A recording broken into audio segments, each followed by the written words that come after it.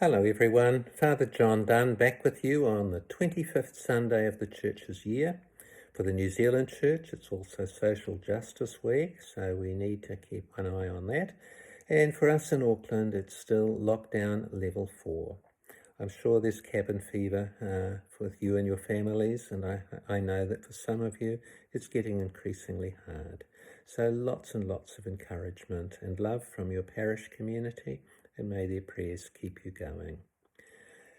On a nice note, I received a whole pile of letters from the Year 2 children at St Ignatius School this week, and I learnt a lot about how you are spending your time. Climbing trees, going on bushwalks, going on long walks, walking the dog, playing in the backyard, and one person was learning to do cartwheels without arms. So try it if you're up to it.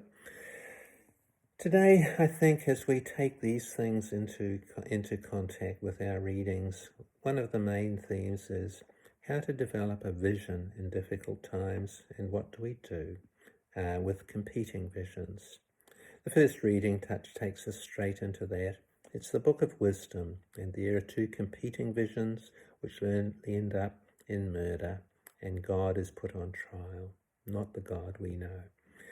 Then in James's community, the second reading, we find division and competing visions, again, vision, division. And he talks about the wisdom from above, which brings peace, which brings compassion, and so on. And then he asks the obvious question, well, where does the other one come from? And he says, look inside, see what's there.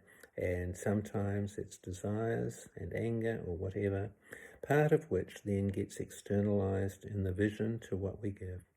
What is a vision? It's a vision of the way we can be, the way the world can and should be, and the way that we can give ourselves to this vision and bring it about. So for Jesus, his vision is summed up in the three words, the reign of God, or the kingdom of God. He preaches it, that it's so close to everybody. He says it brings everyone who meets him, he brings them into it, and that hope and joy and inclusion and forgiveness and life and celebration is the kingdom of God. And yet, today, he tells his disciples that he's going to Jerusalem to suffer and die, and they don't even seem to get it.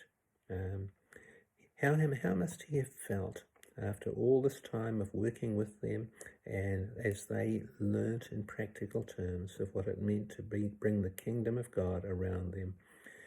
So he asked them, what are you talking about? And they said, oh, who's the greatest? And what probably is the case was they were anticipating that when Jesus got to Jerusalem, God would intervene, Jesus would be king, and they would have the plum jobs. Who would be the greatest? So Jesus responds with two things. First of all, teaching. He upends the normal hierarchy of power. He says, whoever wants to be first among you must be last and servant of all. Those are choices. And secondly, he takes a child and he puts his arms around the child and he says, whoever welcomes one such child in my name welcomes me. And so those two practical things hold out a vision for us of what life in our families and in our church, our changing church, might be like. We might be able to spend a bit of time asking for the wisdom of God today in our lives as we sit quietly, in a sense, away from the rush in our lockdown. For parents, it's a task of not only raising our children, but raising them with a vision of not one parent, but two if possible, and also to equip them to deal with competing visions, which they already encounter on the social media. The picture that Jesus paints for us as he as he stays true to his vision is an example for us to keep working on our own life, our own well-being, our own vision, without too much stress.